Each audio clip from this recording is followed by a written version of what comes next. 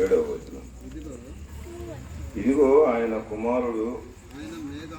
ఇక్కడ writing problem ఉంది మాకు. నేను చదువుతలే అందించుకున్నప్పుడు.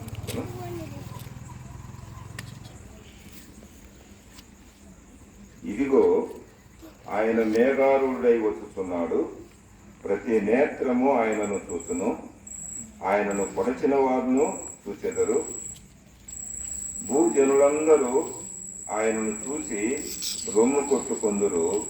అవును, ఆమెన్. మళ్ళా చదువుతున్నాను. ఇదిగో ఆయన మేఘారూఢుడై వచ్చుతున్నాడు, ప్రతి నేత్రము ఆయనను చూచును, ఆయనను పొడిచిన వారును చూచెదరు, భూజనులందరూ ఆయనను చూచి రొమ్ము కొట్టుకొందురు. అవును, ఆమెన్. తరలు వంచితే ప్రార్థన చేసుకుందాం. పరిశుద్ధ దేవా, నీకు స్తోత్రాలు నాయన. నారాయణ గారి కుటుంబం దగ్గర ఇలా తల వంచాం ప్రభువా.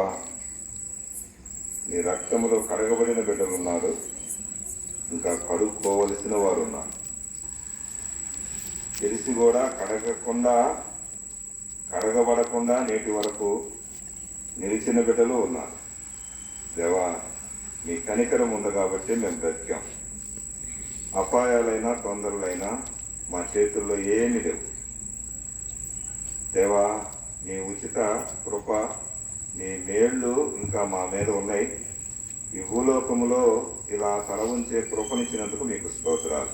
ఈ రాత్రికాల సమయంలో చదువుబడిన లేఖనంలో నుండి గృహం వారికి చేరి రాగలిగిన బిడ్డలకు, దూరమున ఆలకించేటువంటి పాపికి ఈ రాత్రి శిలువ వేయబడిన యేసు ప్రభు మాత్రమే వర్ణించబడినట్లు ఈ రాత్రి ప్రభువా అయ్యా, మీ మేలు నాయనా అయ్యా ఎవరికి దాచి ఉంచారో, ఎవరు నాయనా ఈ రాత్రి నాయనా మీ మాటలు ఆలకించి ప్రభువా హృదయాలు మార్చుకుంటారో వారితో మీరు సూటిగా మాట్లాడండి ప్రభువా.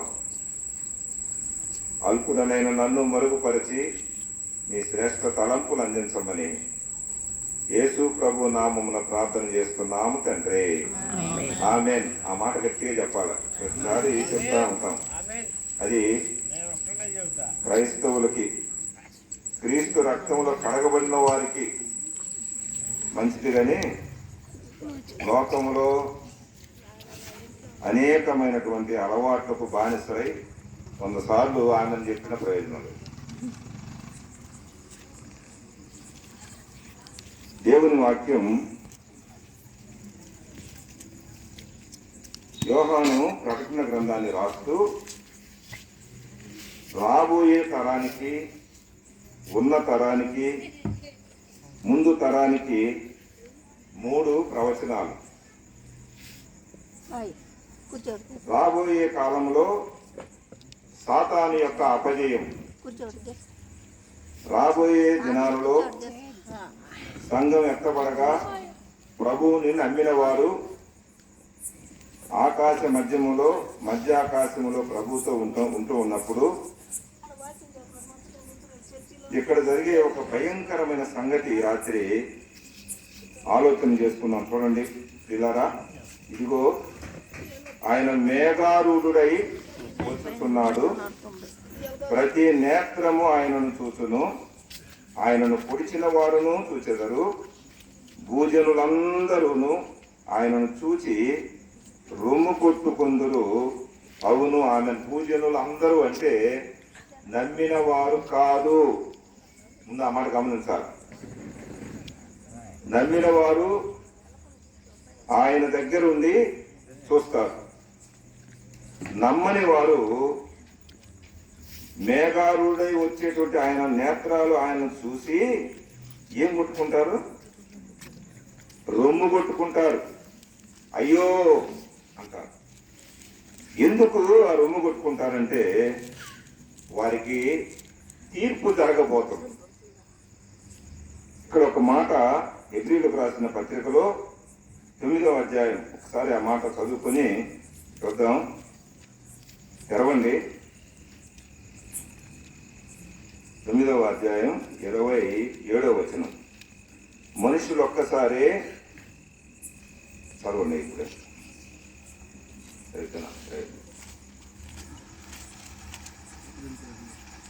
9:27. మనుషులు ఒక్కసారే మృతి పొందవలనని నియమింపబడెను, ఆ తరువాత తీర్పు జరుగును. తీర్పు తీర్పు తీర్పును గురించి ఆలోచన చేస్తే డిక్షనరీలో ఇలా రాయబడింది. ఏమని రాయబడిందంటే, దేవుడు మానవులను పుట్టించి సృజించి అన్నీ ఇచ్చి స్వేచ్ఛ ఇచ్చి అన్నీ ఇచ్చిన తర్వాత దేవుడు తానిచ్చినటువంటి ఈ పంచభూతాలను అనుభవిస్తున్నటువంటి మానవుడు తన వైపు చూడాలని ఆశపడితే ఈ మానవుడు పంచభూతాల వైపు చూస్తున్నాడంట, కానీ దేవుని వైపు చూడాల. సృష్టించినటువంటి ఆయన వైపు చూడకపోయేసరికి ఆయనకేమొచ్చింది? మానవుల మీద కోపం. అనుకోబాకండి, ఆయన ప్రేమ స్వరూపి. 2024 సంవత్సరాల క్రితం పుట్టాడు, ప్రేమించాడు. చాలా మంచిదే, ప్రేమించలేదనం. ప్రేమ ఉంది కాబట్టి నెల రోజుల నుంచి మనోళ్ళు ఆ ప్రేమల గురించి సెమీ క్రిస్మస్ అని నమ్మినోళ్ళు నమ్మనోళ్ళు అందరూ చేసుకుంటున్నారు. నమ్మినోళ్ళు ఏమన్నా ఎలా చేసుకోవాలో గ్రంథ ప్రకారం చేసుకుంటున్నారు. నమ్మనోళ్ళు ఏమన్నా అన్ని ఆచారాలతో చేసుకుంటున్నారు. తేడా ఒకటే. క్రీస్తును ఆరాధించే వాళ్ళు ఆరాధన ప్రకారం చేసుకుంటున్నారు. క్రీస్తు జన్మించనని, క్రీస్తు లోకానికి వచ్చానని, ఎందుకు వచ్చాడో అర్థమయ్యి పూజ చేసుకుంటున్నారు. అర్థం కాకుండా నామకార్థంగా ఉంటూ త్రాగుడు, వ్యభిచారం ఇవన్నీ బైబిల్లో మాటలే, సొంత మాటలు కాదు. ఈ నానా విధమైనటువంటి లోక ఆచారాల్లో ఉంటూ వీళ్ళు కూడా చేసుకుంటున్నారు పూజ అనుకుంటున్నారు. అయితే తీర్పు ఎవరికి జరిగిద్ది? పంచభూతాలు జరిగిద్ది అంటే అడిగి జరగదు. అవి లయమైపోతాయి, వాస్తవమే. వాటికి తీర్పు కాదు. జంతువులకు కానీ, పక్షులకు కానీ, పాకే పురుగులకు కానీ, లేక ఈ భూమి ఆకాశ నక్షత్రాలకు కానీ, నీటికి కానీ, లేక నిప్పుకు కానీ, గాలికి కానీ, ఇవన్నీ జరిగేది తీర్పు కాదు. అది ఒక్కసారి నాశనం అవుతాయి అంతే. మానవుడు నశించిపోకూడదని దేవుని ఇష్టం. చూడండి, ఈ తీర్పు తీర్పు తీర్పు ఎవరు తీర్చాలి? ఎవరు తీర్చాలి? ఎవరు తీర్చాలో అర్థం చేసుకోండి. ఈ తీర్పు తీర్చడానికి ఒక తీర్పరి కావాలి. చూడండి, అపోస్తుల కార్యాల గ్రంథం 17వ అధ్యాయం 31వ వచనం చదువుతారా? 17వ అధ్యాయం 31వ వచనం. 30 కూడా చదవండి, ప్రయోజనకరంగా ఉంటుంది. ఆ అజ్ఞాన కాలములను దేవుడు చూడనట్టుగా ఉండెను. ఇప్పుడైతే అంతటను అందరూ మారు మనసు పొందవలనని మనుష్యులకు ఆజ్ఞాపించుతున్నాడు. అక్కడాగండి తర్వాత చదువుతుంది. ఈ ఆజ్ఞను మీరారు కాబట్టి, ఏ ఆజ్ఞ అయితే దేవుడు ఇచ్చాడో ఆ ఆజ్ఞను మానవుడు మీరాడు కాబట్టి ఆ ఆజ్ఞ మీరినటువంటి మానవునికి తీర్పు రావాల్సి వచ్చింది. తీర్పు ఎవరి తీర్చాలి? ఎవరైతే ఆజ్ఞ ఇచ్చాడో, ఎవరైతే సృజించాడో, ఎవరైతే ప్రాణం పెట్టారో, ఎవరైతే ఈ మనిషిని బాగు చేయాలనుకున్నాడో ఆయన పవిత్రుడు, నిర్దోషి, నిష్కల్మషుడు, పాపులలో చేరక ప్రత్యేకముగా ఉన్నవాడు, పాపం ఎరుగని వాడు, పాపుల కొరకు ప్రాణం పెట్టినవాడు. 1 తిమోతికి రాస్తూ ఈ లోకానికి 1వ అధ్యాయం 15వ వచనం, దేవుడు పాపులను రక్షించుటకై క్రీస్తు యేసు ఈ లోకమునకు వచ్చెనను మాట నమ్మదగినది. ఎందుకు ఆయన వచ్చాడంటే తీర్పు తీర్చడానికి రాలా, మొదటిగా తీర్పులో ఉన్నటువంటి మానవుణ్ణి రక్షించడానికి వచ్చాడు. ఈ తీర్పరిని, ఈ దేవుణ్ణి దేవుడుగా మానవుడు కొలవక ఆయన ఆజ్ఞను అతిక్రమించి పాపాన్ని తెచ్చుకొని పాపములో పొర్లాడుతూ ఉన్నాడు. ఎక్కడున్నావు నాయన అంటే చీకట్లో ఉన్నానంటాడు. ఎక్కడున్నావంటే చీకట్లో కూర్చున్నానంటాడు. ఎక్కడున్నానంటే చీకట్లోనే సంసారం చేస్తున్నానంటాడు. ఎక్కడున్నావంటే చీకట్లోనే అటు ఇటు తిరుగుతున్నానంటాడు. ఎక్కడున్నావంటే నా బ్రతికే చీకటి అంటాడు. చీకటి అంటే ఏంటి? పాపం. నీ అలవాట్లు నిన్ను చీకట్లోకి తీసుకెళ్తాయి. నీ ఆలోచన నిన్ను చీకట్లోకి తీసుకెళ్ళింది. ఆలోచన దేవుడిచ్చినటువంటి ఆ ఆజ్ఞను అతిక్రమించటం, ఆ పాపం, ఆ శాపం మానవునికి ఏమైంది? తీర్పరిగా మరలా ఆయనే రావడానికి అవకాశం ఉంది. ఈ లోకంలో ఉన్న తీర్పులన్నీ మనకు తెలుసు. అన్ని అన్యాయమైనయే, కొన్ని న్యాయమైనవి ఉన్నా అవి ఎంతకాలం? చూడండి, అపోస్తల కార్యాలు 17వ అధ్యాయంలో అంటున్నాడు, 31వ వచనం చదవండి. ఎందుకనగా తాను నియమించిన మనుష్యుని చేత, చదవండి అందరూ చూడండి, తాను నియమించిన మనుష్యుని చేత నీతిని అనుసరించి భూలోకమునకు తీర్పు తీర్చబోయేది ఒక దినమును నిర్ణయించి ఉన్నాడు. ఏంటిదంటే అక్కడ చదువుతున్నాడు, మృతులలో నుండి ఆయనను లేపినందున దీని నమ్ముటకు అందరికీ ఆధారము కలుగజేసి ఉన్నాడు. ఏంటి తీర్పు? రాయబడింది, అందరూ అంతటా మారు మనసు పొందాలి. మారు మనసు పొందకపోతే మనిషికి ఏముంది? తీర్పు ఉంది. అక్కడ రాయబడింది 31లో, ఎందుకనగా తాను నియమించిన మనుష్యుడు. ఎవరి చేత నియమించబడ్డాం మనం? ఎవరు నిర్మించారు? దావీదు అంటున్నాడు 51వ కీర్తనలో 5వ చరణంలో అంటున్నాడు, నా తల్లి గర్భములో పాపములో ఉండగా, పాపంలోనే నేను పుట్టానయ్యా, నేను గర్భములో ఉండగానే పాపిని అంటున్నాడు దావీదు. పాపిని అంటున్నాడు. ఎందుకు పాపి అయ్యాడు చెప్పండి? వాస్తవానికి ఆయన తప్పు చేసి పాప అనే కాదు. మానవుని యొక్క నైజం, మానవుని యొక్క పరిస్థితి, దేవుడు మనల్ని నియమిస్తే ఆ నియమాన్ని మనం ఏం చేశాం? ఆదాము దగ్గర నుంచి నేటి వరకు కూడా ఆయన రెండవ రాకడ, రహస్య రాకడ వచ్చేంత వరకు, పూర్వం మ్రోగేంత వరకు కూడా ఇదంతా జరుగుతానే ఉంటది. ఈ మనుషులకు తీర్పు తీర్చడానికి అక్కడ అంటున్నాడు, ఎందుకనగా తాను నియమించిన మనుషుని చేత నీతిని అనుసరించి భూలోకములకు తీర్పు తీర్చాలి. ఏం అనుసరించండి? భూలోకంలో ఇప్పుడు కోర్టులు ఉన్నాయి, సుప్రీంకోర్టు లేకపోతే హైకోర్టులని ఉన్నాయి, పెద్దల తీర్పులు ఉంటాయి, కొన్ని ఉన్నవా? కుటుంబాల్లో తీర్పులు ఉంటాయి, పిల్లల దగ్గర కొట్టుకుంటే తీర్పులు ఉన్నాయి, తీర్పులు ఎన్ని ఉన్నాయి. కానీ ఆ తీర్పు న్యాయమైంది. చూడండి, అపోస్తల కార్యాల్లో 17:31 అంటున్నాడు, నీతి న్యాయములను, ఆ మాట చదవండి గట్టిగా, నీతి భూలోకమును మనుషుని చేత అనుసరించి భూలోకమునకు తీర్పు తీర్చబోయేది ఒక దినమును నిర్ణయించి ఉన్నాడు. ఎందుకిది? మృతులలో నుండి ఆయనను లేపినందున దీని నమ్ముటకు అందరికీ ఆధారం కలుగజేయడానికండి తీర్పు. తీర్పు ఎందుకు చెప్పండి? అందరికీ నమ్మకం, అందరికీ ఆధారం. ఆధారం లేకదండి మనం అటు ఇటు తిరగటం. ఆధారం లేకపోతే ఇల్లేమైంది? పునాది లేకపోతే ఇల్లేమైంది చెప్పండి? పడిపోయింది. ఆధారం లేకపోతే ఆ భక్తి కూడా అంతే. చూడండి, ఈ తీర్పు రాబో ఉగ్రతను తప్పించడానికే ఆయన ముందుగానే ఈ లోకానికి ఎప్పుడో తీర్పు తీర్చేశాడు. ఎట్లా తీర్చాడు చెప్పండి? ఆదికాండం 3వ అధ్యాయంలో వినండి, ఆదాము వల్ల పాపం, ఆదాము ఆజ్ఞను అతిక్రమించాడు. ఆదాము, ఆ స్త్రీ, ఆ కుటుంబం, మానవుని యొక్క కుటుంబం ఆ ఆజ్ఞను అతిక్రమించగా మానవుడు శాపానికి లోనయ్యాడు, పురుషుడు శాపానికి లోనయ్యాడు, స్త్రీ శాపానికి లోనైంది.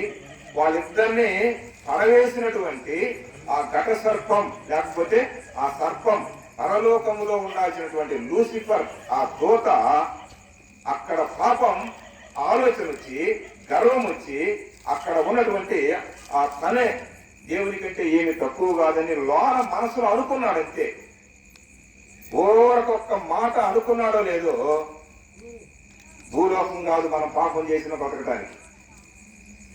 పరలోకం, పరలోకములో చేరను రండి, పరమాత్ముడు యేసు ప్రభువేనండి. ఆ పాట ఎంత రమ్యంగా ఉంటుంది. పరలోకంలో పాపం లేదు. పరలోకములో ఏం లేదు చెప్పండి? పాపము లేదు. పాపము లేని లోకములో ఇలా పాప ఆలోచనలు కూడా ఉండటానికి లేదని ఆ లూసిఫర్ను పడవేగా వాడు భూలోకములో సర్పము యొక్క రూపం వచ్చేదంటే నిజంగా సర్పం కాదు, సర్పము వలే అని ఒకటి. నిజంగా సర్పం అయితే రోజు ఎంటబడి మనం కరవాలా, పాములు కరవాలా లేదండి, కరిచేసేయాలా. వాడి రూపం అది. వాడు ఒక్కోసారి సింహం వలే ఉంటాడు. నిజంగా సింహం మనమేం పడితే మనం చచ్చిపోతాం.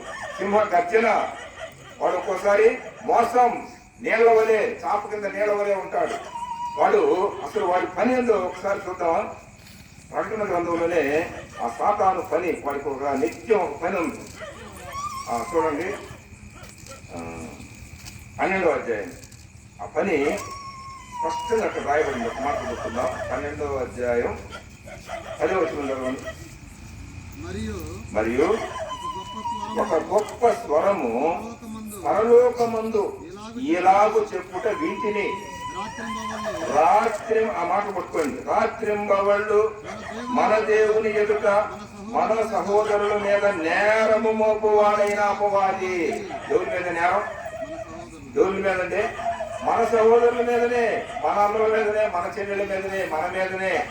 వాడు ఎప్పుడెప్పుడు పని చేస్తాడని ఉంది. రాత్రి లేదు, పగలేదు, రేయింబగళ్ళు. ఆ మాట ఉంది కదండి. రాత్రింబగళ్ళు దేవుని ఎదుట మన సహోదరుల మీద నేరము మోపువాడైన అపవాది పరద్రోయబడి ఉన్నాడు. కనుక ఇప్పుడు రక్షణయు శక్తియు రాజ్యమును మన దేవుని. అక్కడ ఆ అంశం వేర్లేండి, ఆలోచన చేసుకుందాం. ఎవరు మనల్ని రక్షణ మార్గంలో లేకుండా చేస్తున్నారు? ఎవరు మనల్ని రక్షణ పొందకుండా చేస్తున్నారంటే ఈ యుగ సంబంధమైన దేవత. కొరింథీయులకు రాస్తూ 2వ కొరింథీ 4:4 అన్నాడు, ఈ యుగ సంబంధమైన దేవత మానవుని యొక్క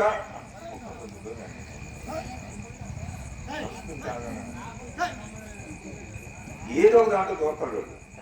వాడిని అనకూడదులే, మరి వాడు దోతలు.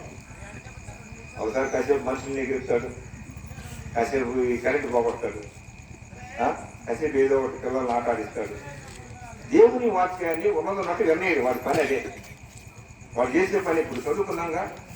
రాత్రింబగళ్ళు మన దేవుని ఎదుట మన సహోదరుల మీద నేరము మోపువాడైన అపవాది కాబట్టి సాతాను. వాడు ఏం చేస్తా ఉంటాడు? నేరం మోపే పనే. నేరాల పుట్ట వాడు. నేరాల పుట్ట అంటే మనం ఏ మాటలు మాట్లాడినా, ఏ ఆలోచన చేసినా ఎక్కడ తీసుకెళ్తాడు? దేవుని దగ్గర పోయే అధికారం ఉంది వాడికి. ఎందుకంటే అక్కడి నుంచి వచ్చాడు కాబట్టి. ఎప్పటిదాకా ఉంటుందంటే ఈ ప్రకటన గ్రంథం 19వ అధ్యాయం వచ్చేసరికి వాడిని చంపే, వాడిని నరకంలో 20-21 అధ్యాయాల్లో వాడిని నరకంలో వేసేస్తాడు వాడు, వాడి యొక్క గణం మొత్తం. అప్పటి వరకు వాడు ఇదే. ఆది కాండంలో పాపం, ఆ పాపానికి ప్రాయశ్చిత్తం అక్కడే 3వ అధ్యాయంలో 15వ వచనంలో రాయబడింది. శపించబడిన ఆదాం భూమి శాపం, శపించబడిన స్త్రీ పిల్లల కంఠం ఇప్పుడు శాపగ్రస్తురాలు, శపించబడినటువంటి సర్పం అది ప్రపంచాన్ని నాశనం చేసింది. ఆదాము నువ్వు పని చేస్తావు కానీ చెమట పట్టింది కానీ నువ్వు వినవు. ఓ స్త్రీ నువ్వు పిల్లలు కనేటప్పుడు ఎందుకు సరిపోదాం అనుకుంటారు. వీళ్ళు ఎట్లా ఉంటే సర్పాన్ని అన్నాడు, నువ్వు నేల మీద ప్రాపుతావు, మన్నే తింటావు, నీకును స్త్రీకిని వైరం. ఏంటిదా వైరం అంటే క్రిస్మస్సే. ఏదో అనుకోబాకండి, ఎప్పుడో జరిగిపోయింది క్రిస్మస్. ఆదిలోనే ఆయన అక్కడ ఉన్నాడు, ఇక్కడికి వచ్చాడు. మనగానే కొట్టుకొని బాల యేసు, చిన్న యేసు, మా బుజ్జి బాలుడు, మా ఇంటికి రావయ్యా, వాళ్ళ ఇంటికి పోయా, ఈ సంవత్సరం వస్తావా, వచ్చే సంవత్సరం పోతావా, ఇదే కదండి. మనం ఇంకా చిన్న బాలుడుగానే చూస్తున్నాము. ఆలోచన చేయండి. ఆ 3వ అధ్యాయం 15వ వచనంలో రాయబడింది, ఆ స్త్రీకి పుట్టేటువంటి బిడ్డకి నీకు అంటే సాతానికి వైరం. ఏంటి వాడి పని? నేరం మోపే పని. వాడి పని ఏంది? నేరం. రాత్రి పగలు, రేయి పగలు వాడి పని కదే. ఇదిగో వాళ్ళు అట్లున్నారు, వీళ్ళు ఎట్లున్నారు, ఆ కుటుంబాన్ని నాశనం చేయి, ఈ కుటుంబాన్ని నాశనం చేయి అని వాడు ఏం చేస్తాడు?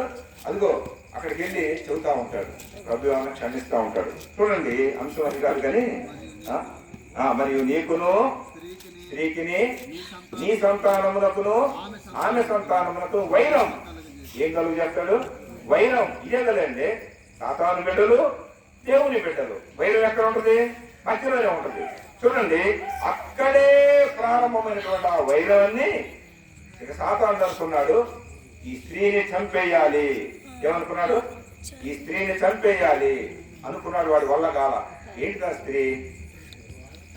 ఆనాడు ఇశ్రాయేలు అనుకున్నారులే, ఇశ్రాయేలు పోల్చాడులే. నేడు సంఘం, దేవుడు తన స్వరక్తం ఇచ్చి సంపాదించిన సంఘం.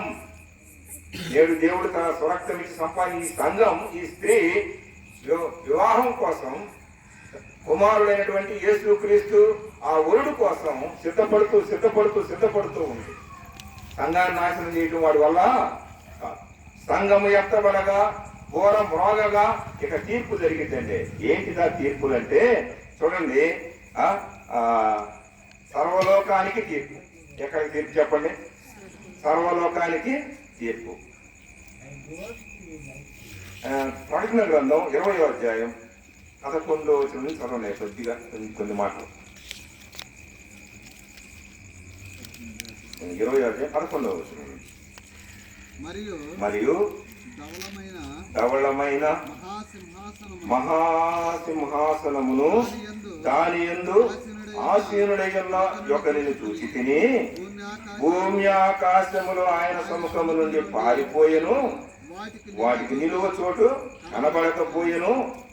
మరియు గొప్పవారేమి కొద్దివారేమి మృతులైన వారందరూ ఆ సింహాసనం ఎదుట నిలువబడి ఉండట చూసి తిని, అప్పుడు ఇక్కడి నుంచి పట్టుకోండి. అప్పుడు గ్రంథములు విప్పబడెను, మరియు జీవ గ్రంథమును వేరొక గ్రంథము విప్పబడెను. ఆ గ్రంథముల యందు రాయబడి ఉన్న వాటిని బట్టి తమ క్రియల చొప్పున మృతులు చచ్చినా గానీ తీర్పు ఉంటది. చచ్చినోడు కూడా తీర్పే. బతికి తీర్పు లేకుండా ఉందాం అనుకుంటావన్నా, ఒకవేళ చనిపోయావనుకో చచ్చినోడు కూడా ఏమని చెప్పండి, అర్థం చెప్పండి, చదువయ్యా. మృతులన అప్పుడు గ్రంథములు విప్పబడెను, మరియు జీవ గ్రంథమును వేరొక గ్రంథము విప్పబడెను. ఆ గ్రంథంలో ఎందుకు రాయబడి ఉన్న వాటిని బట్టి తన క్రియల చొప్పున మృతులు తీర్పు పొందిరి. చదువు. సముద్రము తనలో ఉన్న సముద్రం కూడా మృతులను అప్పగించెను. మరణమును పాతాళ లోకమును వాటి వశమునున్న మృతులను అప్పగించెను. వారిలో ప్రతివాడు తన క్రియల చొప్పున తీర్పు పొందెను. మరణమును మృతుల లోకమును అగ్నిగుండములో పడవేయబడెను. ఈ అగ్నిగుండము రెండవ మరణం. ఎవని పేరైనను జీవ గ్రంథమందు రాయబడినట్టు కనబడని ఎడల వాడు అగ్నిగుండములో పడనన్నా కానీ పడవేసేవాడు ఒకడు ఉన్నాడు. పడవేయబడును. జీవ గ్రంథం ఒకవైపు ఉంది, మిగతా గ్రంథాలన్నీ ప్రపంచంలో ఎన్ని గ్రంథాలు ఉన్నాయో నాకు తెలియదు. యూదులకు ఒక గ్రంథం, పాత నిబంధనలు పాటించుకుంటున్నారు. ముస్లిం సహోదరులకు ఒక గ్రంథం, జైనులకు ఒక గ్రంథం, జొరాస్ట్రియన్లకు ఒక గ్రంథం, హైందవులకు కొన్ని గ్రంథాలు ఉన్నాయా లేవండి? గ్రంథాలు ఉన్నాయి. అన్ని గ్రంథాలు ఆయన దగ్గరకు వస్తే ఆ గ్రంథాలు విప్పి ఏం చేస్తాడు? తీర్పు తీరుస్తూ ఉంటే, ఎవరి పేరైనా జీవ గ్రంథమందు, ఈ గ్రంథమందు, బైబుల్లో పరిశుద్ధ గ్రంథమందు పరిశుద్ధులుగా మార్చబడకుండా ఉంటే తీర్పులోనికి నీవు వెళతావు. గమనించు సహోదరుడా, సహోదరి, క్రీస్తు శిలువ మీద లోకానికి ప్రతినిధిగా వచ్చాడు. మనం ఏమనుకుంటున్నాం 2024 సంవత్సరాల క్రితం వచ్చాడు, కన్య గర్భంలో పుట్టాడు. వాస్తవం, అవన్నీ తప్పేం కాదు. ఆయన రావటానికి ఆమె ఒక ఆయుధముగా ఉపయోగపడింది, అంటే ఒక వెసల్, అంటే ఒక పాత్రగా ఉపయోగపడింది. వచ్చిన తరువాత ఆయనలో ఏమన్నా పాపం ఉందా? ఆయనలో ఏమన్నా మోసం ఉందా? ఆయనలో ఏమన్నా తప్పులు ఉన్నాయా? ఆయన సవాల్ ఇస్తున్నాడు కదండి. నాలో తప్పుదం, నాలో లోపం, నాలో ఏదన్నా ఉంటే చూపించుకున్నాడు. చూపించేవాడు ఉన్నాడా?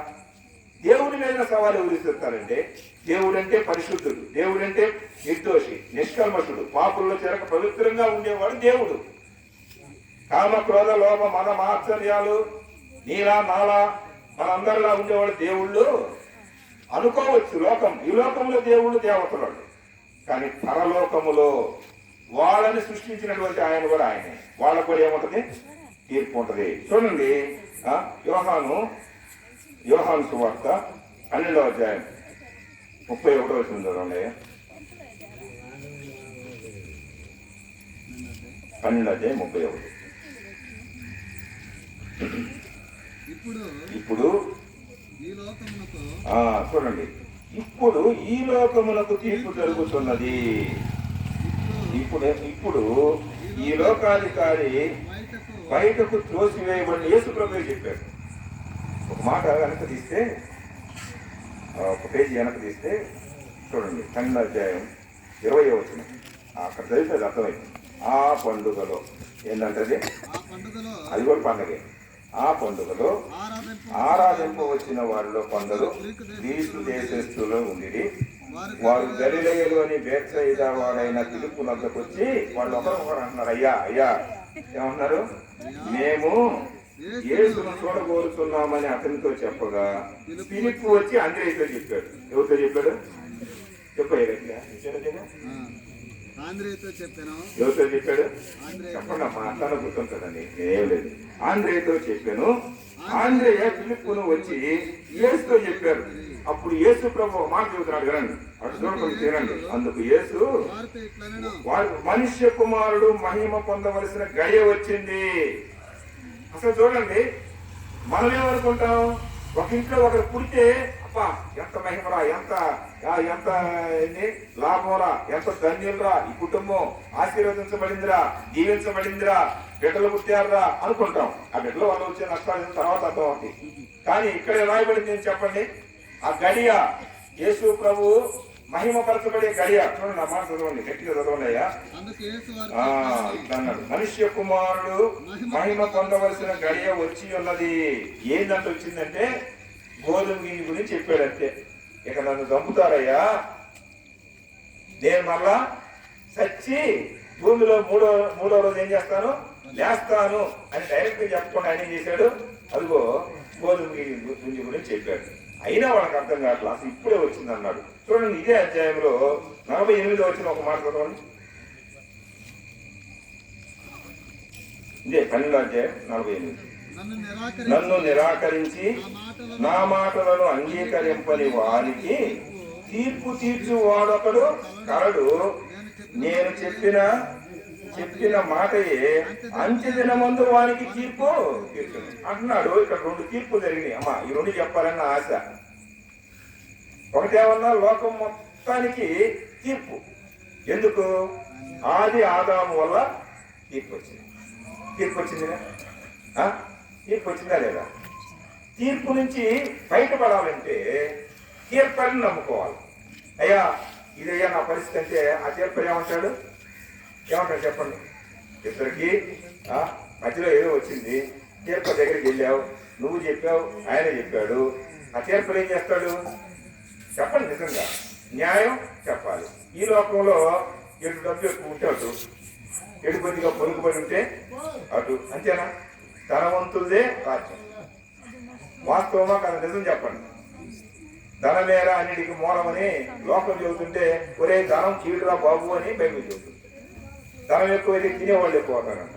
ధనం ఎక్కువైతే సమస్త కీళ్లు వస్తాయంట. ఏం కీళ్లు ఎన్ని వస్తాయో తెలియదు, ఎటు నుంచి ఏ కీడు వచ్చిందో తెలియదు, చేయరాని చేస్తారు. డబ్బు ఎక్కువైతే మనం కూడా ఎన్నెన్నో చేస్తాం.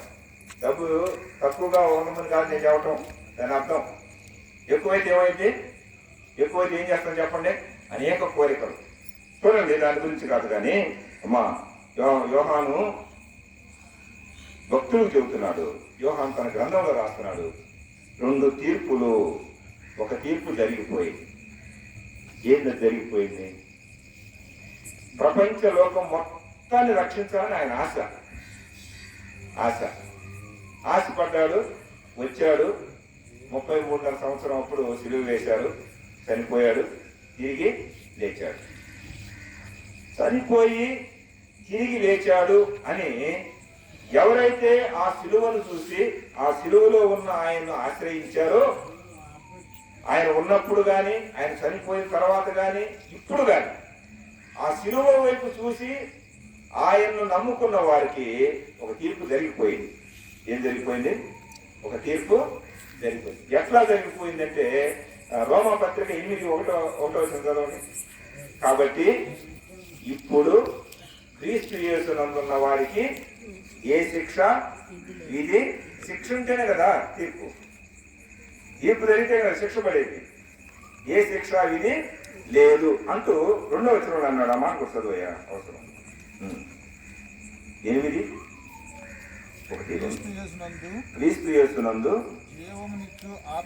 జీవము యొక్క ఆత్మ ఇచ్చు నియమము పాప మరణముల నుండి నియమము నుండి నన్ను విడిపించెను. ఎట్లనగా ధర్మశాస్త్రము దేనిని చేయజాలకపోయినో దానిని దేవుడు చేసెను.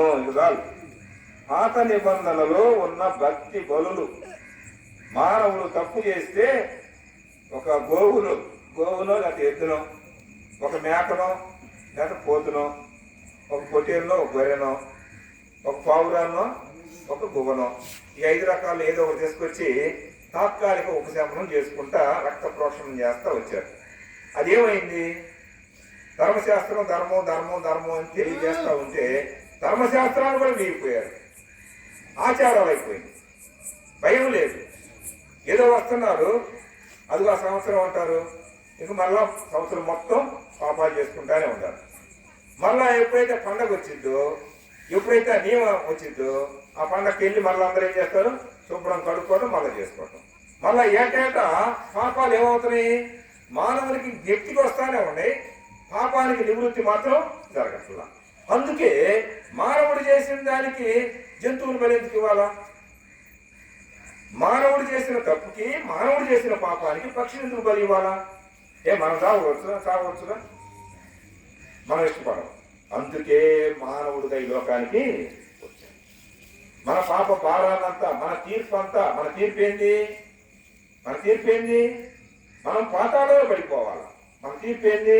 మనం నాశనం అయిపోవాలి. మన తీర్పు ఏంది? మనమంతా ఆ అగ్నిగుండంలో, యమగుండంలో ఉండాలి. మన తీర్పు ఏంది? దేవునికి దూరంగా ఉండాలి. మన తీర్పు ఏంది? సాతాను బిడ్డలంగానే బ్రతకాలి, సాతాను బిడ్డలాగానే చనిపోవాలి. అది మన తీర్పు. అక్కడ అన్నాడు, అది పాప మరణ ఏమున్నాయి కూర్చోండి. క్రీస్తు యేసునందు జీవమిచ్చు ఆత్మ యొక్క నియమము, అదొక నియమము. పాప మరణముల నియమం. మన నియమం ఏం చెప్పండి? పాపం మరణం. పాత నిబంధనలో ధర్మశాస్త్రం ఏదైనా ఉందో మనం కూడా అంతే. ఆచారాల్లో ఉన్న మనం అద్భుతకరుడైనటువంటి ఆయన్ని ఎరగకుండా, ఇంకా ఆయన రక్తంలో కడగబడకుండా, ఆయన నమ్ముకోకుండా, ఆయన ఇచ్చేటువంటి లక్షణమైనటువంటి వస్త్రాన్ని ధరించకుండా, ఎంత కాలం వచ్చినా మన అలవాట్లు మార్చుకోకుండా, మన పద్ధతులు మార్చుకోకుండా, మన మాట మారదు, మన చూపు మారదు, మన క్రియలు మారవు, అన్ని లోకం కంటే విపరీతంగా ఉంటాయి. మనం భక్తులు అని చెప్పుకుంటే ప్రయోజనం ఏమీ లేదు. అందుకే అన్నాడు, ఆత్మ నియమం ఒకటి ఉంది, శరీర నియమము ఒకటి ఉంది. శరీర నియమాన్ని ఆయన ఏం చేశాడు? ఆయన శరీరం మీద మన తీర్పుని పొందాడు. ఆ శిలువలో మనం పొందాల్సింది, ఆ శిలువలో అసలు ద్వితీయోపదేశకాండంలో రాయబడింది, మనం ముందోళం అంట. మనం ఎక్కడి వాళ్ళం? తిరుగుబాటు చేసేవాళ్ళం అంట. మనం ఎక్కడి వాళ్ళం? అవిధేయులు అంట. ద్వితీయోపదేశకాండం ఆటగా రాయబడిందండి. ఇలాంటి వాళ్ళని తీసుకెళ్ళి ఊరి గౌరి వెలపల రాళ్లతో కొట్టి చంపాలి. అది నియమం. మనం కూడా అంతే కదండి. మనం చేసినటువంటి పాపం, మనం పుట్టినటువంటి పుటక, మందంతా కూడా అదే. చాలా మంచి వాళ్ళు అనుకున్నా కానీ లోన ఆ మనస్సాక్షి ఏం చేసింది? మనం తెలియపరుస్తూ ఉంటాం, ఇదిగో నువ్వు అలా అబద్ధం ఆడావు, ఇదిగో అలా పని చేసావు, ఈ పని చేసావు అని తెలియపరుస్తూ ఉంటాం. అది పాప మరణముల నియమం. ఏ నియమం చెప్పండి? పాపానికి మరణం అనే ఒక నియమం ఉంది. ఆ నియమం మనం పొందకుండా మన కోసం ఏం చేశాడు? పాపి కోసం ప్రాణం ఇవ్వడానికి లోకానికి వచ్చాడు. మొదటి తిమోతి పత్రిక ఉన్నది, పాపులను రక్షించడానికి. ఎవరిని రక్షించడానికి? పాప మరణ నియమములో ఉన్నటువంటి మనలను రక్షించి ఆ తీర్పు పొందకుండా ఉండడానికి మొదటి తీర్పు ఏం చేశాడు? అందరి కోసం ఆ సిలువలో ప్రాణం ఇచ్చాడు. ఎవరైతే ఆయన్ని అంగీకరిస్తారో వాళ్ళకి ఇప్పుడు ఏం లేదు. అదే మనం చదువుకున్నాం కదా, 8వ అధ్యాయం మొదలు, ఏ శిక్షా విధి లేదు. యేసు ప్రభుని ప్రభుగా అంగీకరించకపోతే శిక్ష ఉంది, తీర్పు ఉంది, జాగ్రత్త. ఓ ప్రియులారా, యోహాను సువార్త 12:48 రాయబడింది. చదువుకున్నాం కదా ఇప్పుడే. ఏమని రాయబడింది? చదవండి, చదువు. నేను 2-3 మాటలు 48.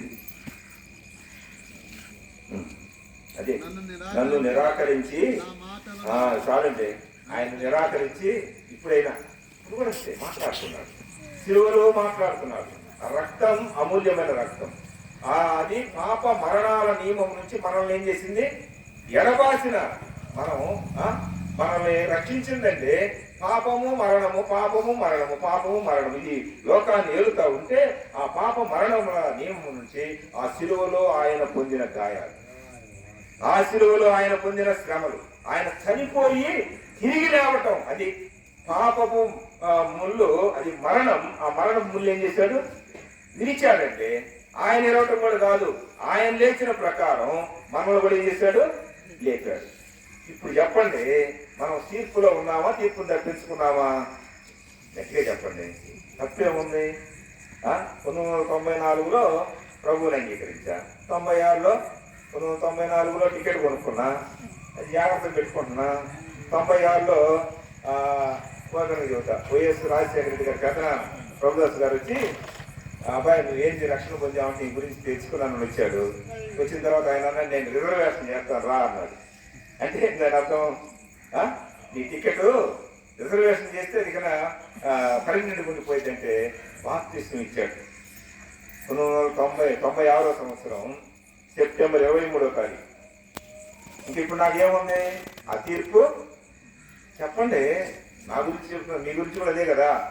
పోలీస్ స్టేషన్లో ఇదే సమయంలో గుడి అడంగా పోలీస్ స్టేషన్లో ఉండి ప్రభువా అన్న. అంతకుముందు లుంగి కట్టుకొని వెళ్ళి బైబుల్ చదివేవాడిని. లుంగి కట్టుకొని వెళ్ళి అక్కడ పురుషులు లేక బైబుల్ చదివేవాడిని. కాలేజీకి వెళ్తా సినిమా హాల్ అని తిరిగేవాడిని. ఆదివారం వల్ల తలకు పోసుకొని, అదేంటో తలకు నేను పోసుకొని బ్రహ్మాండంగా వెళ్ళి పెద్ద భక్తుల్లాగా నటన, వేషం వేషం వేషం వేషం. ఎక్కడ పోయింది నా వేషం? పోలీస్ స్టేషన్లో పోయింది. ఎక్కడ పోయింది చెప్పండి? బ్యాలెట్ పేపర్లు ఇచ్చారని కేసు పెట్టారు. ఇచ్చింది ఏం కాదు, పోయింది ఏం కాదు. ఆ కేసు ఏం లేదు, నేను కొట్టేశారు. మళ్ళీ కేసు అయితే నామో చూశారు, నీకు తీర్పుంది కదా అని. ఏమి లేదు, చేస్తే కదా. ఘోరంగా జీవిస్తున్నటువంటి నా జీవితాన్ని దేవుడు ఏం చేశాడు? చిన్న దెబ్బ కొట్టకపోతే నువ్వు మాట్లాడవురా బాబు. యాకోబు గనక రాత్రి అంతా ప్రార్థన చేస్తున్నా అప్ప ప్రమాణం చేస్తున్నా వదిలిపెట్ట అయ్యిందంటే, రే నీ పేరేనా? పేరు చెప్పకుండా ప్రార్థన చేస్తున్నాడు యాకోబు. ఒక్క దెబ్బ కొట్టాడు, సుర్జి నరక తెగింది. అప్పుడు కాలు ఊగిలి ఆడుతుంది, పక్షవాతం వచ్చినట్టు. పక్షవాతం కాదు కానీ అప్పుడు అంటున్నాడు, నా పేరు యాకోబు అయ్యా, నేను మోసగాడిని అయ్యా. నేను ఎప్పుడు అన్నాను? ఆదివారం వెళ్ళేవాడిని, మధ్యలో వెళ్ళేవాడిని. అబ్బో ఎన్నెన్నోలే వేషం. ఈ క్రిస్మస్ వస్తే క్యాండిల్ కొట్టుకునేవాళ్ళం తెలియక. ఎక్కడ భోజనం పెడితే అక్కడికి వెళ్తాం. భోజనం పెడితే వెళ్ళటం తప్పు కాదు, తినటం తప్పు కాదు. దాని ఆలోచన కలిగి వినండి, తీర్పు తప్పించుకున్నాం. మొదటి తీర్పు తప్పించుకున్నాం. ఇప్పుడు కనుక ఆయన అంటున్నాడు, యోహాను సువార్త అంటున్నాడు, నా మాటలు నన్ను నిరాకరించి, ఆ మాట కదండి, నన్ను నిరాకరించి నా మాటలను అంగీకరింపని వారికి ఇంకొక తీర్పు ఉంది. ఇంకొకటి ఉందా లేదా? ఆయనే ఇంకొక తీర్పు ఉందా లేదా? ఆయన మాట వినకుండా నిరాకరిస్తూ కదా, ఇది నాకు కాదులే, మా ఇంటి కాదులే, ఏదో వాళ్ళు వచ్చారు పెట్టుకున్నారు నాకు కాదులే అనుకుంటే ప్రమాదంలో పడతావు, జాగ్రత్త. అది నీ ఇంటికి. అందుకే యేసు ప్రభు వస్తూ జక్కయ్య దిగు, నీ ఇంటికి రావాల్సి ఉంది అని. జక్కయ్య నేను పెద్ద ఉద్యోగస్తున్నయ్యా, నాకు తీరిక లేదు, నేను దిగను అన్నలా జక్కయ్యకు మనసులో కోరిక కలిగింది. యేసు ఎవరు చూడాలనేటువంటి ఆశ. ఆశ లేకుండా రాబాకండి కూడికలకి. ఒక్క నిమిషమైనా ప్రార్థన చేసుకొని రండి. ప్రభు నాతో ఏం మాట్లాడతావు అని అంటే ప్రభు మాట్లాడతారు. కానీ ఆ ఏముంది పుల్లమ్మకోళ్ళు లేకపోతే ఈ నారాయణ పిలిచారు కనకయ్య రమ్మన్నాడు కాబట్టి వెళ్దాం అక్కడ రావు. ఏ కూడికైనా పాస్టర్ గారు చెప్పినప్పుడు, దేవుని సేవకులు చెప్పినప్పుడు, పెద్దలు చెప్పినప్పుడు ఒక్క నిమిషమైనా అయ్యా ప్రార్థన, నేను వెళ్తున్నా, నాతో మాట్లాడు. నమ్మినా నమ్మకపోయినా ఆ మాట అనుకుంటే, నమ్మకపోతే నమ్మిక పుట్టిస్తాడు, నమ్మిన వాళ్ళకి నమ్మకంగా బ్రతికే చూపిస్తాడు. చూడండి, ఇంకొక మాట చదువుకొని మనం ముగించుకుందాం.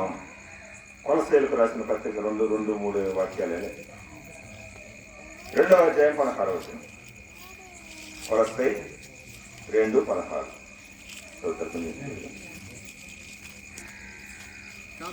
కాబట్టి అన్నపానముల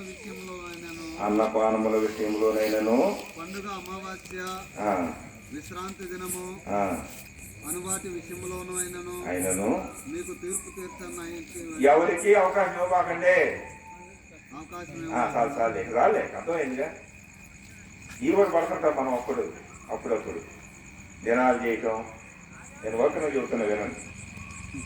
వాళ్ళు చేసినట్టు మనం కూడా చేయటం, పోయేటప్పుడు తెలుసటం, ఇంట్లో పురుకాలు పెట్టడం, ఆగ్నేయం వద్దు జరగకూడదు, ఈశాన్యం జరగటం అంటాం. ఇవన్నీ ఎక్కడి నుంచి వచ్చినాయి? అర్థం చేసుకోండి. అర్థం చేసుకుంటే బైబుల్ అర్థమైతే బైబుల్ నుంచి పక్కెళ్ళాం. బైబుల్ చదవకపోతే లోకం మనం చదువుతూ ఉంటుంది. వాళ్ళు ఏం చదువుతారా, పెద్దలు ఏం చదువుతారా, మా తాత ఏం చదువుతారా, మా ముత్తాత ఏం చెప్తారా, మా పూర్వ పాత్రలు అంటారు కదా, వాళ్ళు చెప్పినయే వేదం అనుకుంటాం. దీంతో చదవండి. ఎవరికి అవకాశం ఇవ్వకూడదు. భోజన పానాల విషయంలో కానీ, అమావాస్య, పండుగ దినాలు చాలా అవకాశం అన్నమాట. విశ్రాంతి దినం, శనివారం ఆరాధన. ప్రభువు ఆదివారమున లేచాడు, ఆదివారమున సంఘం ఏర్పడింది, ఆదివారమున పెంతెకోస్తు దినమున ఆ పరిశుద్ధాత్ముడు కుమ్మరించబడ్డాడు. జరిగిన ఎన్ని ఆదివారాలే. ఆదివారమున ఓడలో ఉండగా, ఆదివారమున ఓడ బ్రద్దలైన, ఆదివారమున ఎక్కడున్నా ఆయన వారి మధ్యలో మేడ గదిలోకి వచ్చిన, ఆరాధనకు వచ్చిన, ఏడకొచ్చిన ఆదివారం యొక్క ప్రశస్తత ప్రపంచంలో ఎంత గొప్పదండి. ఎంత ధన్యులు మనం. ఒక తీర్పు జరిగిపోయింది, మరొక తీర్పు రానై ఉంది. ఆ తీర్పులో పడకుండా ఉండాలని మన ఆశ. మనకేం తీర్పు ఉండదు, బహుమానాలే. ఏంటి చెప్పండి?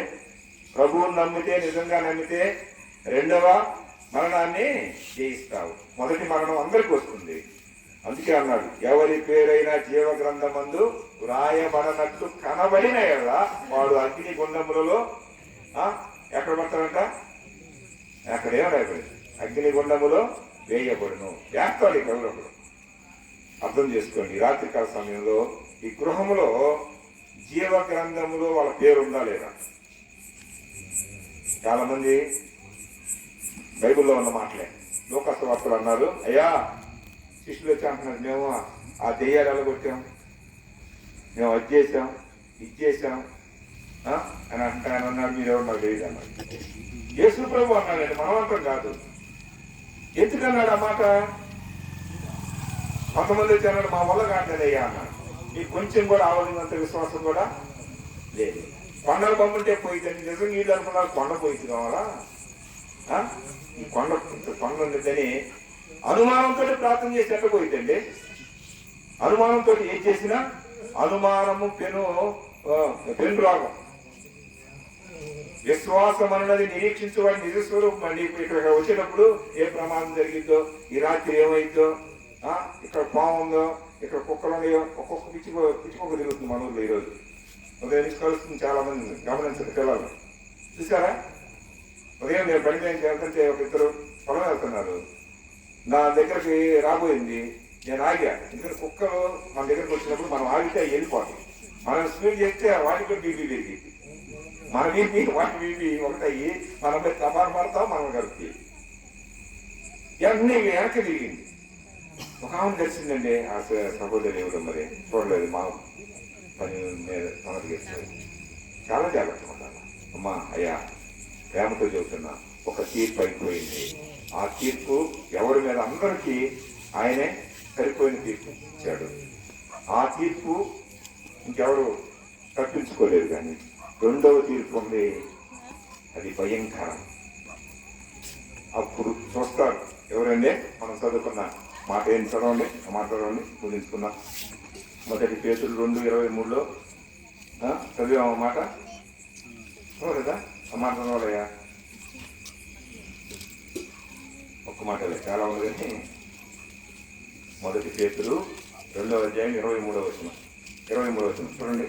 ఆయన దూషింపబడి బదులు దూషింపలేదు, ఆయన శ్రమ పెట్టబడి బెదిరింపక న్యాయముగా తీర్పు తీర్చు దేవునికి తను తాను అప్పగించుకున్నాడు. దేవుని తీర్పు అప్పచెప్పుకుంటారండి. దేవుని తీర్పు అని న్యాయం. ఎక్కడైతే తీర్పులన్నీ ఒకటి, అనుకున్నదే ఒకటి, జరిగేది ఒకటి. కానీ అక్కడ ఆయన అన్యాయస్తుడు కాదు, ఆయన లంచగొండి కాదు, ఉన్నాయి ఆ మాటలు. ఆయన మోసకారి కాదు, ఆయన సృజించినటువంటి ఆయన అందరినీ రక్షించడానికి ఎప్పుడో ఆ కార్యం చేస్తే, ఆ కార్యాన్ని తప్పిపోతే ఆ కుమారుడిని పంపితే, ఆ ప్రేమ కలిగినటువంటి ఆ కుమారుడు ఆ ప్రేమ చూపాడు, అయినా రక్షణ పొందాల. అంతమంది రక్షణ పొందాడు. మరలా ఆయన ఏమవుతున్నాడు, ఇంకా ఇంకా ఆ అజ్ఞాన కాలములను చూసి చూడనట్టుగా ఉన్నాడు. కానీ ఇప్పుడు అంతటా అందరూ మారు మనసు పొందాలి, రక్షణ పొందాలి, శిక్ష నుంచి తప్పించుకోవాలి, ఆ తీర్పులోకి పోకుండా ఉండాలని ఆ తీర్పు ఆయన పొంది రెండవసారి మాత్రం తీర్పరిగా వస్తాడు, రారాజుగా వస్తాడు. ఎట్లా వస్తాడు? మేఘారూఢుడై వస్తాడు. భూలోకములో నశించిపోయేటువంటి వాళ్ళు, ఇంకా నాశనానికే దారిగా ఉన్నటువంటి వాళ్ళందరికీ, చచ్చిపోయి తిరిగి లేచిన వాళ్ళకు కూడా అందరూ కలిపి ఏం చేస్తారు చెప్పండి? తీర్పు తీరుస్తాం. ఆ తీర్పులో మనం ఉన్నాం నిజంగా నమ్ముకుంటే. నేనున్నానని నేను అనుకోవాలా, మీరు కూడా మేమున్నామని మీరు అనుకోవాలా.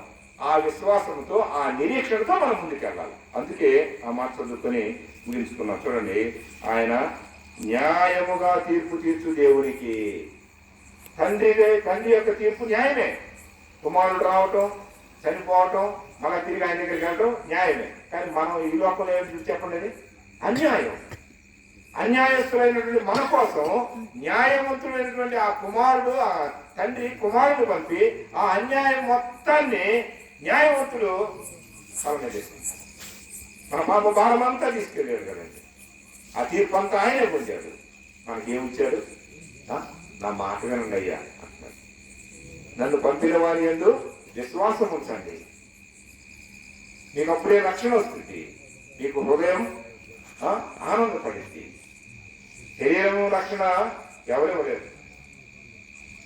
ఎంతకాలం ఇచ్చినా, ఒక దేవుడు స్వస్థపరిచినా ఎంతకాలం ఉంటామా చెప్పండి? ఒక 100 సంవత్సరాలు ఉండాలంటే ఎక్కువైంది. ఈ ఊళ్ళో 100 సంవత్సరాల కంటే ఎక్కువ బతికారో నాకు తెలియదు. ఆత్మరక్షణ, ఆ రెండవ తీర్పులోనికి పోకుండా మనం కాపాడబడాలి. చూడండి, దేవుడు ఎంత అవకాశం ఇస్తున్నాడు. అవకాశం ఇచ్చి ప్రకటన కారుడు యోహాను ద్వారా రాస్తున్నాడు. ఆయన పరదైస్కి వెళ్ళాడు, పరలోకానికి వెళ్ళాడు, అంతా చూస్తున్నాడు, చూశాడు, అన్నీ చూశాడండి. ఎవరు ఎక్కడే ఉంది కానీ ఆత్మరూపికి ఎక్కడికి వెళ్ళాడు? పరలోకం కూడా వెళ్ళాడు. ఈయన మామూలు ఆయన కాదు, మామూలు ఆయన కాదండి. ఈ యోహాను సహజ మరణం పొందినటువంటి యోహాను. ఈయన అనేక విధాలుగా సంపాదన ఉన్నారు కానీ ఎవరి వల్ల? దేవుడు అనుమతింది. ఇవాళ మనం చనిపోవాలన్నా, మనం పుట్టాలన్నా దేవుడు అనుమతిస్తేనే తప్ప అవేమి జరగవు అనుకుంటాం. మనం అన్నీ ఎవరు నెత్తినేస్తాం చెప్పండి? ఫిర్యాదు చేస్తాడే. ఫిర్యాదు చేసే వచ్చే కానీ వాడు మనం ఏం చేయడానికి లేదు. ఫిర్యాదు మాత్రం చేస్తాడు, డెలివరీ చేస్తాడు, కుటుంబం నెమ్మది లేకుండా చేస్తాడు, భార్యాభర్తలకి కుదరకుండా చేస్తాడు, బిడ్డలకి ఒకరికొకరు సంబంధాలు లేకుండా చేస్తాడు, ఒకరి మీద ఒకరి కక్ష, ఒకరి కుటుంబాల్లో ఏం చేస్తాడు? నిప్పేసే పని వాడి పని. వాడు నిప్పేస్తే వీడు బాగా అరుచుకుంటాం లేకపోతే కలుసుకుంటాం కుక్కలాగా ఉంటే వాడు సంతోషిస్తూ ఉంటాడు. అర్థమవుతుంది నా మాటలు వినండి. ప్రకటన గ్రంథంలో 7వ వచనం, ఇదిగో ఆయన మేఘారూఢుడై వస్తున్నాడు ఏం చేయడానికి? 2వ తీర్పు చేసేదానికి. దానిలో మనం ఉండకుండా మేలు పొందుదాం. ప్రతి నేత్రమును ఆయనను చూస్తున్నాం. ఆయనను పొడిచిన వారును చూసేటరు. భుజనులందరూ ఆయనను చూసి ఏం కొట్టుకుంటారు చెప్పండి? ఏం కొట్టుకుంటారు? మనం కొట్టుకోమన్నా మనకు అవకాశం లేదు. ఎందుకు చెప్పండి? ఇప్పుడు కొట్టుకున్నాం. అయ్యో పాపం మీద వచ్చాము, మన పాపాలు క్షమించాడు, మనకు రక్షణ ఇచ్చాడు. ఇక మనకెందుకు? ఆ రక్షణ పోగొట్టుకోకుండా జాగ్రత్తలు బ్రతకాలి. దినదినం వాక్యం చదువుకోవటం, ప్రార్థన చేసుకోవటం, దేవుని బిడ్డలతో సహవాసం చేస్తూ ముందుకు వెళ్తూ ఉంటే దేవుడు ఎప్పుడు పిలుస్తాడో ఎవరు తెలియదు. ఎవరు ముందో ఎవరు వెనక కూడా తెలియదు. కానీ సహజ మరణం పొందాలి. మనల్ని మనం తప్పుకోకూడదు. ఎంత కష్టాలు వచ్చినా మనం తప్పుకున్నామంటే కాలే డైరెక్ట్గా నరకంలోకి వెళ్ళిపోతాం. జాగ్రత్త సుని. ఈ రాత్రి ప్రతి నేత్రం చూసేది మనం కూడా చూస్తాం.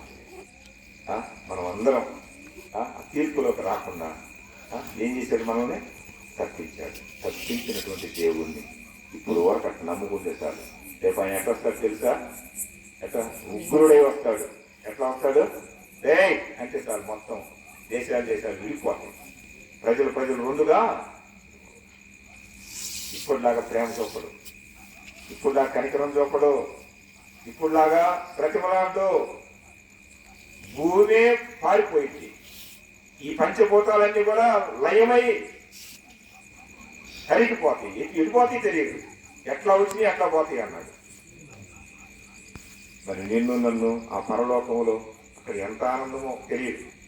చెప్పుకుంటేనే ఆనందాన్ని కొంచెం అనుభవిస్తున్నాం. ఆ ఆనందాన్ని ఎందుకు పోగొట్టుకుంటావు? ఈ రాత్రి ప్రభు నీకు ఎన్ని వేళ్ళు చేసి ఉంటాడు. యాక్సిడెంట్ ద్వారా తప్పించుంటాడు కదా. అనేక ఇబ్బందులు కుటుంబాల్లో. పనులకు పోతాం. కొంతమంది అక్కడికి వెళ్ళి పాములు కరి చచ్చిపోయేవాళ్ళు లేరండి. ఆలోచన చేయండి. ప్రతిదీ కూడా ఈ రాత్రి వరకు ఇప్పుడు బ్రతుకున్నామంటే దేవుని కృపే. ఆలోచన చేసుకోండి. అసలు చనిపోయిన తర్వాత అసలైన జీవితం ఉంటుంది. చనిపోకముందే ప్రభువుగా అంగీకరించండి. మీ పాపాలు ప్రభువు చెప్పుకోండి. పాపిని క్షమిస్తాడు, పాపాన్ని తీసివేస్తాడు. ఈ రాత్రి ఆలోచన కలిగి ఉంటే ప్రభువుని నమ్ముకోవాలని మనం చేస్తున్నాం. తల్ల వంచని ప్రార్థన చేసుకున్నాం. అమ్మా లేదు